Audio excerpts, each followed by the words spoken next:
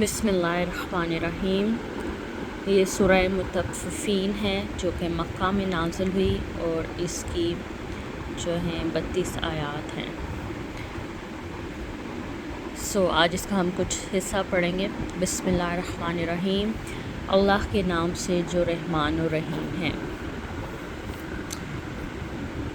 तुफ़ है नाप तोल में कमी करने वालों पर। हम वैसे कितना किताबों में पढ़ते हैं, लेकिन देखिए अल्लाह ताला कुरान पाक में ख़ुद अफसोस कर रहे हैं उन लोगों पर जो कि नाप तोल में कमी करते हैं, कि जब वो लोगों से नाप लेते हैं तो पूरा पूरा लेते हैं, और जब खुद नाप तोल कर या तोल कर देते हैं तो उन्हें नुकसान पहुंचाते हैं। कि अल्लाह ताला कुरान पाक में बेसिक बिज़नेस के रूल को ख़ुद डिफ़ाइन कर रहे हैं, कि अल्लाह ताला जैसे हमसे कलाम कर रहे हैं कि तुफ़ अफसोस है नाप तोल में कमी करने वालों पर।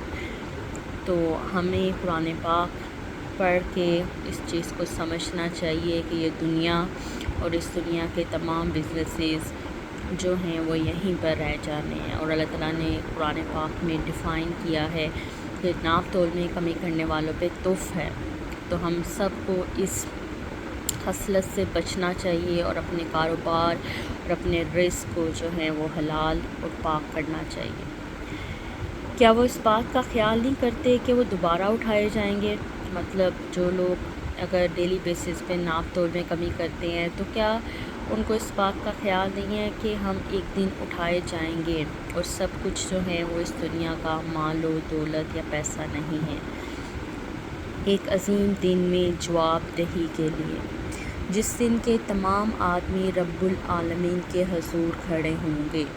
हम एज़ अ मुस्लिम ये सब तो बिलीव करते हैं कि हमें क़यामत भी आनी है और हम सब ने अपने रब के सामने खड़े भी होना है, लेकिन डेली बेसिस में दिन में वही काम करते हुए हम इस बात को भूल जाते हैं और वही तमाम अमाल करते हैं जो कि अल्लाह के कामात के मुनाफी है।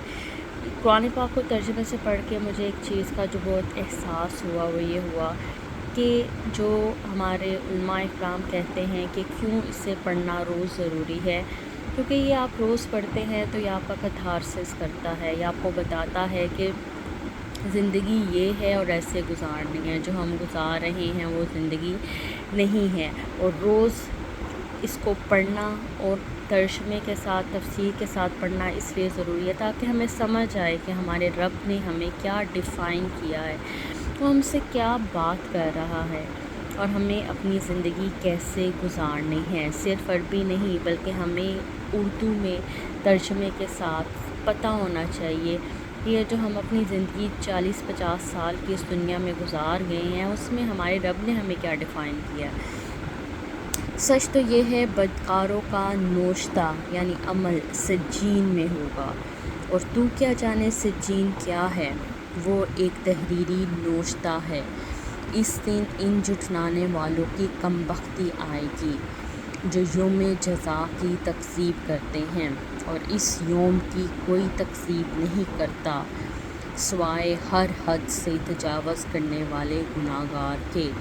अल्लाह ताला ने यहाँ पे कितने खूबसूरत तरीके से डिफ़ाइन कर दिया है कि जो हद से तजावज़ करने वाला गुनाहगार है वही सिर्फ़ क़यामत के दिन का इंकारी हो सकता है, और जो क़यामत के दिन का इंकारी है वही नाप तोल में कमी कर सकता है, और वही नाप तोल में कमी करके जो है अपना ईमान और अपनी ज़िंदगी जो है ख़राब कर सकता है।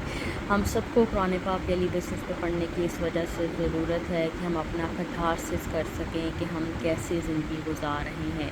ये कुरान हिदायत है, गाइड है, और ये मैंने तफसीर और तर्जुमे से पढ़ के और इसकी हर बात को अपनी ज़िंदगी से रिलेट करके समझा है कि अगर हम इसको नहीं पढ़ रहे तो हम अल्लाह से और सही असल दीन से बहुत ज़्यादा दूर हैं।